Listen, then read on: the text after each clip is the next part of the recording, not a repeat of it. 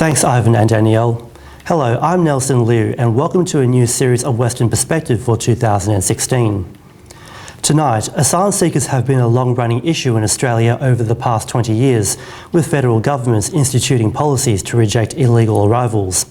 It's continued earlier this month after the states offered to resettle 267 Nauru detainees facing deportation after being brought to Australia for medical treatment. It's resulted in concerns about Australia's ability to manage large refugee numbers and the risks about people smuggling trade once more. So is Australia capable of managing large numbers of asylum seekers? We took a closer look and examined why there are concerns about asylum seeker resettlement.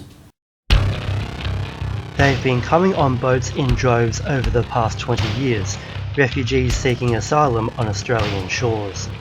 But many have been taken to Nauru and Manus Island detention centres as part of Australia's immigration policies, detained for arriving illegally, some with the opportunity to resettle in Australia. But there are concerns Australia may not be able to support an influx of asylum seekers, which could launch possibilities of a new wave of people smuggling. Victoria Martin has been a strong voice for asylum seekers. The Refugee Rights Action Network activist is concerned about the treatment of refugees at immigration detention centres and is calling for their release. There's been that many reports which have proven that there's ongoing sexual harassment of women, and that there has in fact been 33 documented instances of sexual abuse of children and assault. She supports the Western Australian government's current decision to join other states to resettle 267 Nauru asylum seekers currently in Australia for medical treatment, but says Premier Colin Barnett can do more than just resettle the detainees. I'd like to see him go a step further. I'd like to see him make a very definitive statement that firstly, anyone who is currently in WA should be immediately granted resettlement rights here and not under any circumstances be returned to Nauru. Australians have voiced their concerns about refugee resettlement and whether the nation is capable of managing large numbers of asylum seekers. Liberal Party State Executive Member Anthony Spagnolo says Australia is generally compassionate towards asylum seekers. Australians are very generous with refugees. We allow a lot of refugees to settle here, and we're always very keen to be as compassionate as possible. But he also says the federal government can only do so much to accommodate large refugee numbers. Of course, we have to balance things up with the fact that we can't have open borders in a country like Australia. We just don't have the resources and infrastructure to deal with that. However, refugee rights activists believe the nation can afford to devote money, resources and housing to resettle detainees.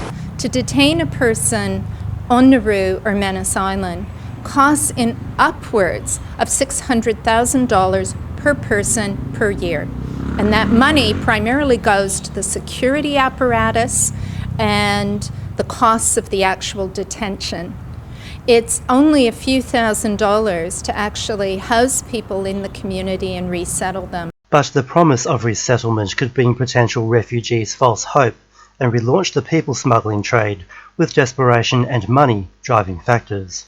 Where money's involved, it's very hard to deter people.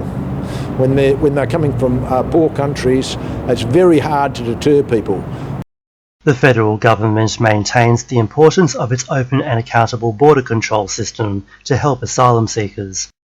Human rights activists say a part of that compassion is not detaining people, including children, in inhumane conditions, while releasing asylum seekers from detention. Every single person held in offshore detention should be brought back to Australia, should be compensated for the harm that they have suffered. In the end, Victoria says all asylum seekers want is a fresh beginning. What you then end up with is a group of people who, more than any others, are desperate to get out into the community, work, integrate, make friends, get on with their lives.